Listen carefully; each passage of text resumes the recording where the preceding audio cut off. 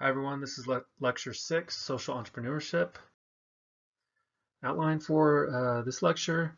First going to give a little introduction to social entrepreneurship and some definitions, talk a bit about the types of social entrepreneurs, then get into the legal structures for social entrepreneurs, talk about some popular models of social entrepreneurs that we see out in the world, talk about business income in nonprofits, and then end with a little bit about entrepreneurship in government and how does social entrepreneurship relate to more traditional forms of entrepreneurship. So the supply versus the demand perspective. So we've been talking a lot about the demand perspective with service delivery, that nonprofits provide government services. The supply side takes the other approach and seriously considers the idea of agency and individualism within nonprofit organizations. So instead of thinking about what are the needs that we have out in society, we're now thinking about what are the things that people want to provide as either social entrepreneurs or, as we talked about previously, in a way to express their values. And so instead of looking at big things like government failure or contract failure in the market, we're looking at the minds and the hearts of individuals and what pushes them to go solve problems out in the world. Social entrepreneurship is expressive, like the values and faith perspective, but instead of looking at pushing values, now we're thinking about growing organizations. The nonprofit and voluntary sector is attractive for entrepreneurship because the barrier to entry is pretty low. It's pretty easy to qualify and receive 501c3 designation. Actually doing a good job and sustaining your nonprofit is another matter. And as we're going to talk about later, there are other options other than just doing a 501c3 designation. So defining social entrepreneurship. Joseph Schumpeter was a very influential economist, and he defined social entrepreneur an entrepreneur as someone who revolutionizes the pattern of production by exploiting an invention, or more generally, an untried technological possibility for producing a new commodity or producing an old one in a new way. By linking the idea of entrepreneurship to that of innovation, Schumpeter emphasized the creative aspect of enterprise formation. He also recognized that innovation could take many forms: product innovation, marketing, process, or organizational innovation. Social entrepreneurship is not very different from this definition. We're just taking this idea of entrepreneurship and applying it to social or maybe even environmental problems. Teresa Kahine has a really nice textbook on an introduction to social entrepreneurship, and in this book she gives many definitions of the different terms you often see in social entrepreneurship. I'm not going to go through each of these, but some of these I'm going to highlight. First is social enterprise. So a social enterprise is a company or organization that provides a social product or service at a fee. The main difference between this and a commercial enterprise is the nature of the product or the service of the fee, the distribution channels, all of which are crafted to maximize access for underserved individuals and population. Another common term, social venture, used broadly to refer to any social initiative, which can include an organization, project, or initiative working toward positive social or environmental change.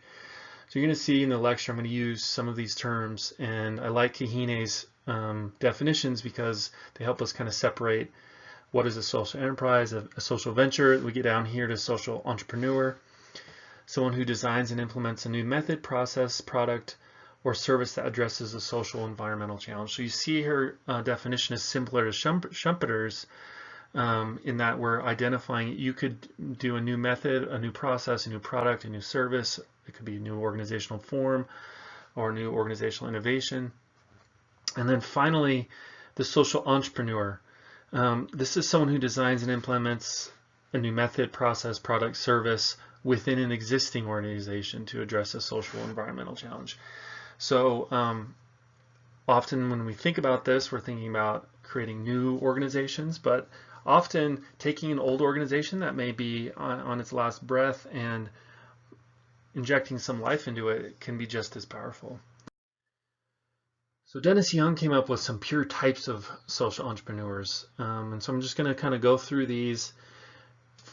Often, when you hear these, you will kind of identify, oh, that's me. So first is the artist. They're attracted to nonprofits by the promise of finding a place where your own creative energies can be translated into organizational and programmatic reality.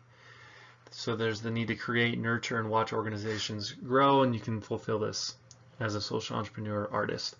The professional is more discipline-oriented and will seek to implement the latest insights and ideas in the field.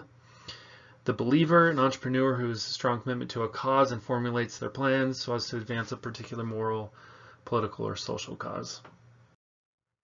You have the searcher. They're out to prove themselves, find a niche, escape their present employment, and pursue a recognition and clear sense of identity. An independent enters this sector to find autonomy instead of working under others, to be the boss who calls the shots and avoid sharing decision making. The conserver is a loyalist who is animated by a desire to preserve an organization's character and heritage. So this might be an entrepreneur. And then finally, the power seeker. They're drawn to nonprofit work by the urge to wield authority over other people, sometimes because they enjoy having control over others, sometimes because they want to get the rewards. Excuse me.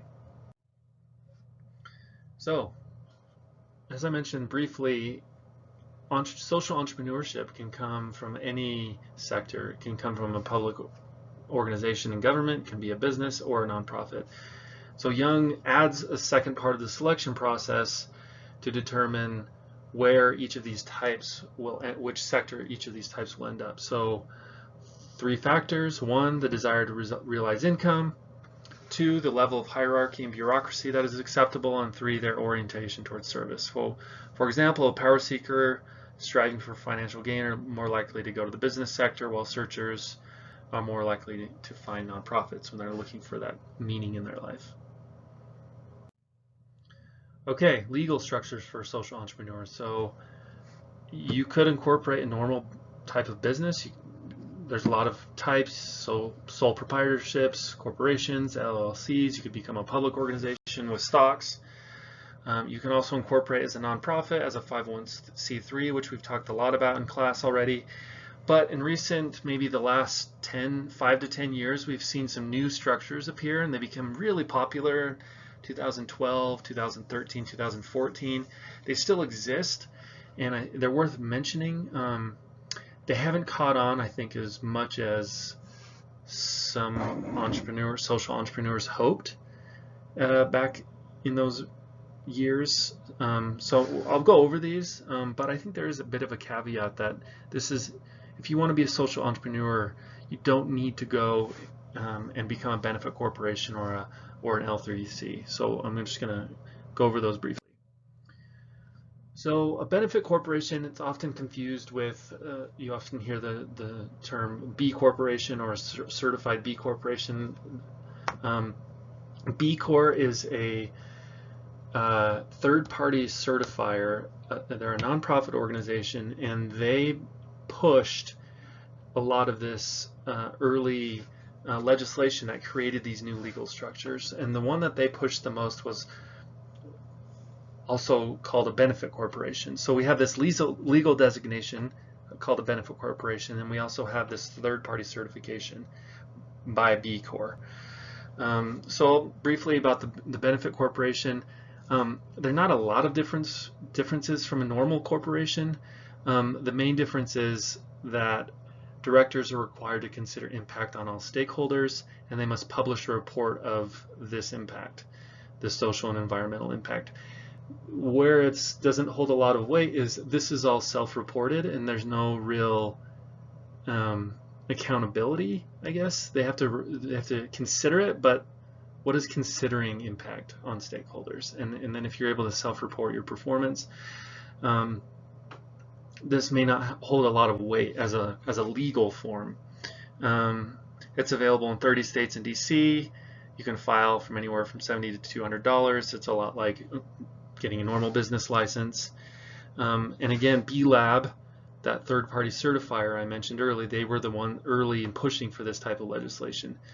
Now B Lab, they also certify you as a B corporation. So what they'll do is they'll come in and audit you and look at how you are doing on a range of metrics. And if you're able to achieve that, then you become certified as a B Corporation. This is more expensive, and depending on how socially or environmentally focused the organization or business may be worthwhile for them. Here's the map of all the states that have benefit corporation legislation. You'll notice Wyoming does not. Okay, let's talk about L3Cs, low profit limited liability companies. Before we get there though, we need to talk a bit about private foundations. So a private foundation is, they're a type of 501c3, but they're established for the purpose of granting money to charitable causes, not necessarily creating a program and doing it directly. There are some slight differences. They usually just grant money. They don't have their own programs, but they can. Sometimes you see it, but it's not very common.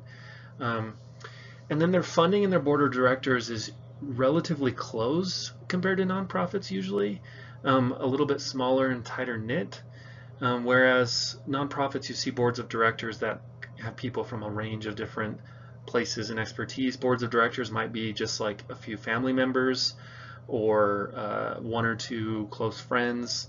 And again, unlike many 501c3s, their funding may just be that one person or a smaller group. But one of the biggest important things to remember and know about private foundations is the annual minimum distribution rule, which basically just says they have to give a minimum of 5% of their average net investments per year. So they can't just grow and grow and grow. They have to give something every year. And we're going to see why this is important to L3Cs in a second. So an L3C is a for-profit social venture that has a stated goal of a socially benefited purpose and not maximizing income. So they can make a profit, but their main goal is their social purpose, not to maximize income. L3Cs can qualify to receive grants from foundations called program-related investments. This satisfies the foundation's annual minimum distribution. Okay, so what does this kind of mean? So typically foundations have to give their minimum distribution to a 501c3 nonprofit. But here we have L3Cs that can qualify to receive this money. So a foundation doesn't necessarily have to give to a charity. They could give to an L3C instead, and it would qualify for the annual minimum distribution. This is actually kind of interesting and unique and makes them, I think, a little bit more impactful than benefit corporations, because they're actually, we are now seeing some real difference in how we can donate money as foundations. It's only available in few states: Illinois, Kansas, Louisiana, Maine, Michigan, North Dakota, Puerto Rico, Rhode Island, Utah, Vermont, and Wyoming. And then a few Native American jurisdictions, the Crow Indian Nation of Montana and the Oglala Sioux tribe. Even though I think this is a bit more impactful than the benefit corporation designation, I think it, again, hasn't seen the take-up that people were hoping early on. I think people just kind of, and we'll talk about this more as I go on, what is the value of having social entrepreneurship even in society? Can we just do that through our normal businesses and through our normal nonprofits? Do we need to actually have this third or other type of designation? Okay, let's shift gears a bit, talk about popular models of social enterprise. So first I'm going to talk about microfinance, then the buy one, give one model, and then a bit about corporate social responsibility. So microfinance is making small loans to individuals who are usually poor, who traditionally lack access to financial services. This was originated by an economist named Muhammad Yunus in Bangladesh in the 1970s. He started working just in doing some kind of normal development work in Bangladesh, and he eventually kind of came up with this idea of making small loans. He realized that all these people didn't have access to capital, and but that they were trustworthy and that they might actually pay back the loans. Before this point, normal banks would look at poor people and think they're never going to pay this back. They're too risky. For his work, Yunus won the Nobel Prize in 2006. Even though it started in the 70s, it really took off and became super popular in the 1990s, early 2000s, and many thought this was going to be a game changer. We're going to harness people's motivation to work, give them capital to start businesses, while giving investors a return, right? So we're getting the best of both worlds. We're jump-starting local economies, we're helping local businesses. At the same time, we're not just giving away to charity, we're actually making investments. So this is hailed as a win-win-win. Over the last 5 to 10 years, as we've had more time to really study this, a lot of the evidence has come to show that microfinance doesn't really have an impact. So David Rudman is a really interesting economist. A lot of his work is looking at development or other impacts that we're trying to make in the world and trying to see if it really does make an impact. And what he found, his super rigorous work, is the best estimate of the average impact of microcredit on the poverty of clients is 0. It's not just David Rudman. There's been multiple studies, and they all come to the same conclusion. Sometimes there are slight positive influences, but in general, it doesn't make the impact that people had hoped. And why is this? Often microfinance loans are used to fund consumption rather than business investment. So for example, in South Africa, consumption accounts for 94% of microfinance use.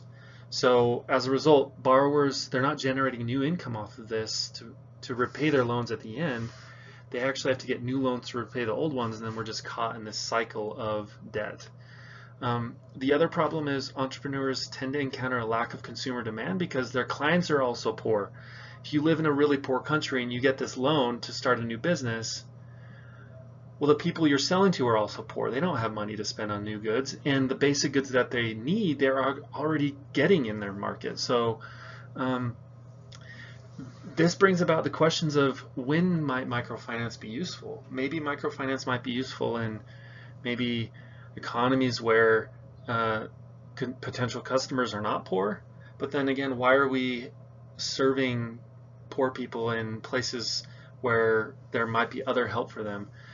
If their potential customers are not poor, that means there's more money in that country or that place for a robust nonprofit sector.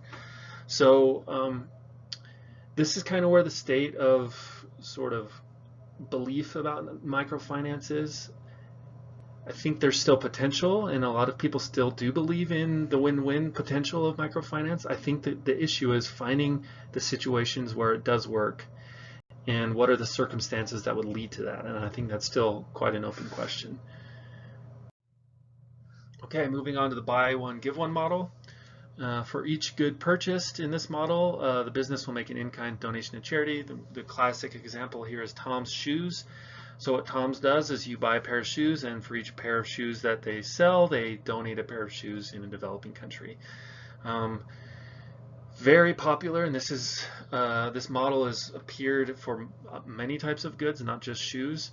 A lot of criticisms for this model.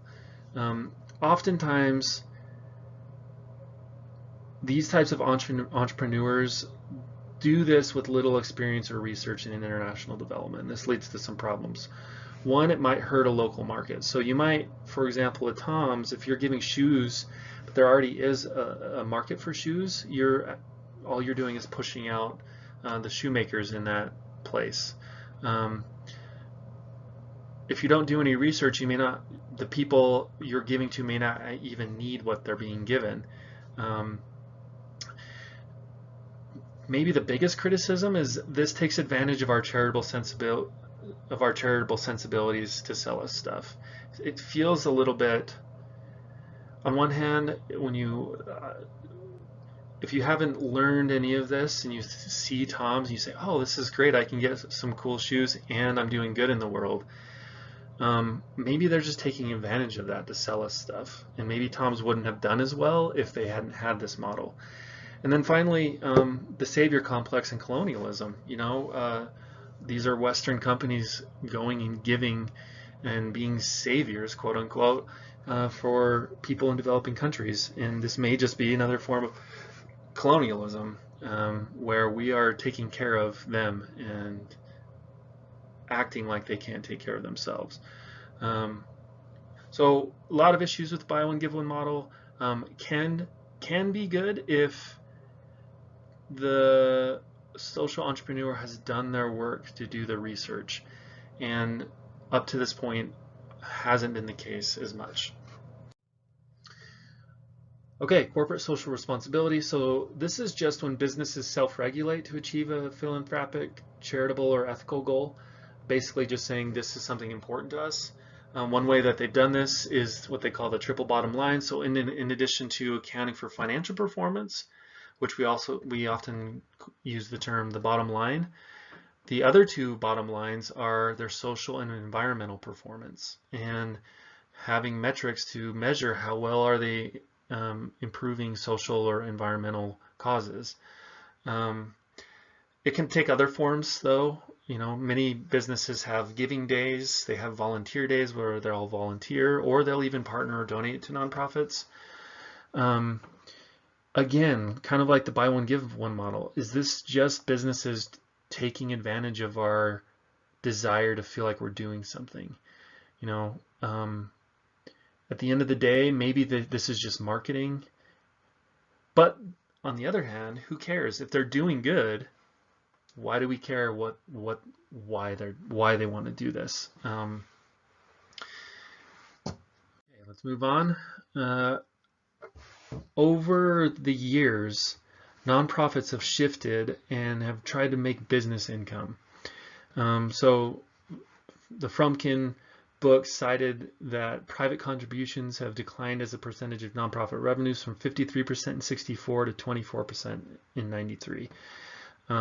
I haven't looked at the numbers recently, but in general, nonprofits seek more government grants and try to earn business income in order to make themselves solvent and to continue to exist. So examples of earned business income, a common one is thrift stores operated by organizations like Salvation Army, university-run foreign tours for alumni, a bakery operated by a youth center, real estate development firms operated by universities.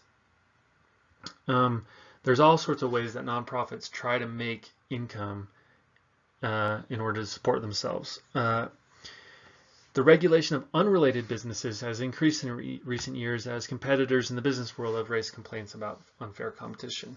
So when a nonprofit makes business income from an enterprise that is not substantially related to the mission of the nonprofit, the IRS then applies a tax to that income. So there are limits to this. The business income has to be related to the mission, and places like the Red Cross, as we saw in the Frumkin book, have been able to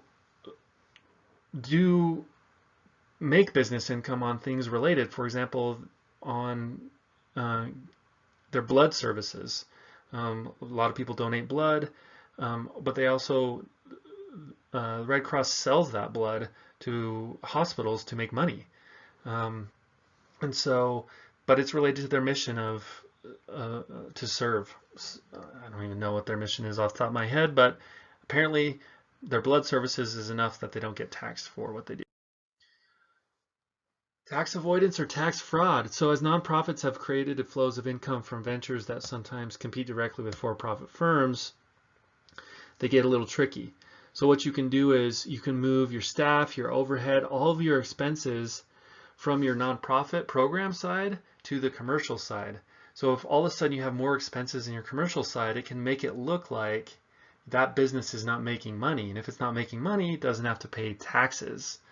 So even if you have unrelated business activity, if you shift around within your organization who is where in the business structure, then you can reduce your tax liability.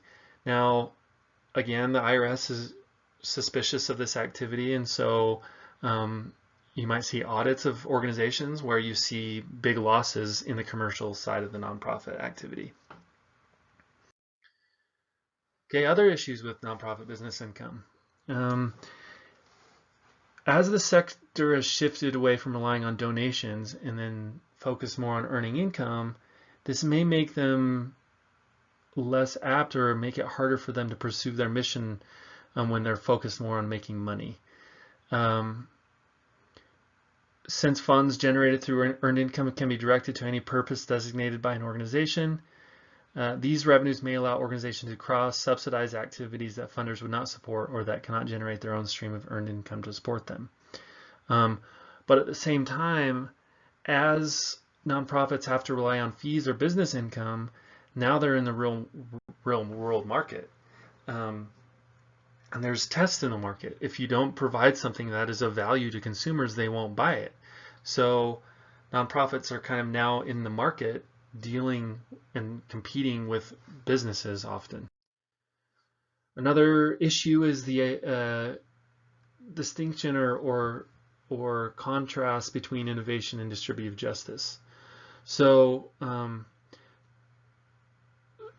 as entrepreneurship grows, we might see an oversupply of some services or an undersupply of other kinds of services that would benefit the most needy.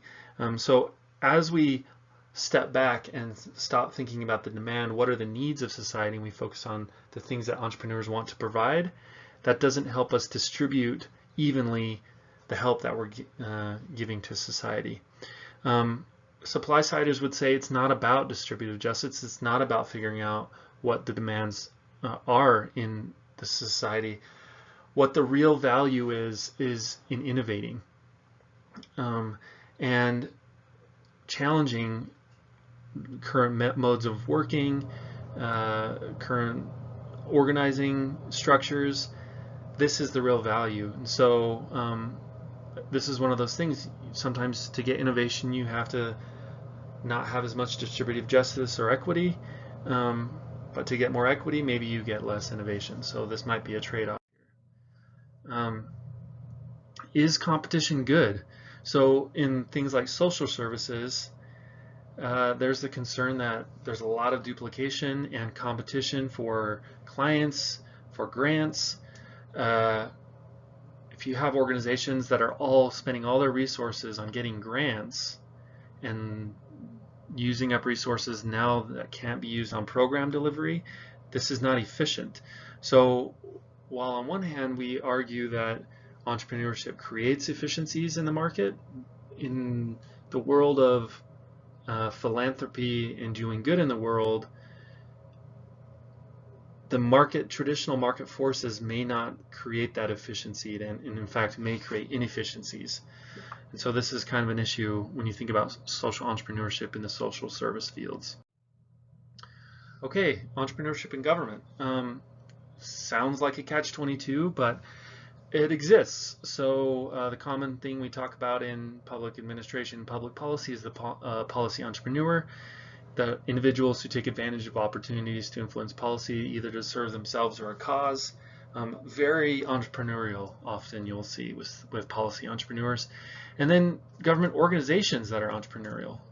Again, we don't often think of government organizations as entrepreneurial, but for example, one especially that works in the world of international aid is the Millennium Challenge Corporation. So it was created in 2004. And what Millennium Challenge Corporation does is they provide grants to developing countries, but only where they think they will receive a return on investment. So they won't give grants to countries that are politically unstable. The country has to be politically stable. There has to be a lot of research and kind of proof that there will be a return. So this is kind of an entrepreneurial aid organization that seeks to receive returns for the aid that it is providing. So providing a lot of infrastructure, building bridges, dams, that kind of thing. Interesting, right? Not something you would normally think about. Maybe some problems though, right? If a country has to demonstrate that it is stable or that it will be a good place for investment, this might lead to some of the problems that we've seen before, right? With social entrepreneurs or with for-profit businesses, they don't pick the ones that need the help the most. So while it's a great idea, maybe the countries that need our help the most may not be getting it in this model. And then finally, we need to talk about the value of social entrepreneurship versus commercial entrepreneurship. Many would argue that any form of entrepreneurship is good for the world. If you look at a lot of studies, entrepreneurship is one of the best things that can happen for a society. It creates jobs, stimulates the economy, pushes innovation. The things that entrepreneurs create in the pursuit of money often have social benefits, even if that was not the original case. A common example of this is mobile phones. I don't think mobile phone makers were in it for social causes, but it turns out that mobile phones in the developing world have done amazing things for economies, for communication, and have generally lifted up those places. And it wasn't for any social cause. It was because they wanted to make money on mobile phones. There's a lot of economists who would argue, Tyler Cohen is one, if we want to improve human well-being, focusing on maximizing sustainable economic growth is the most important thing we can do. The argument here is that economic growth gives us access to wealth, which leads to all the other things that make our lives better: healthcare, education, time, diversions. We need money to pay for these things, and the more money, the more economic growth we have, the more we can get those things. The criticism of this, obviously, is that the current structure we have creates winners and losers. The capitalist structure we've had up till now has not been good for the environment and is not sustainable. I guess maybe that's why he uses the word sustainable economic growth.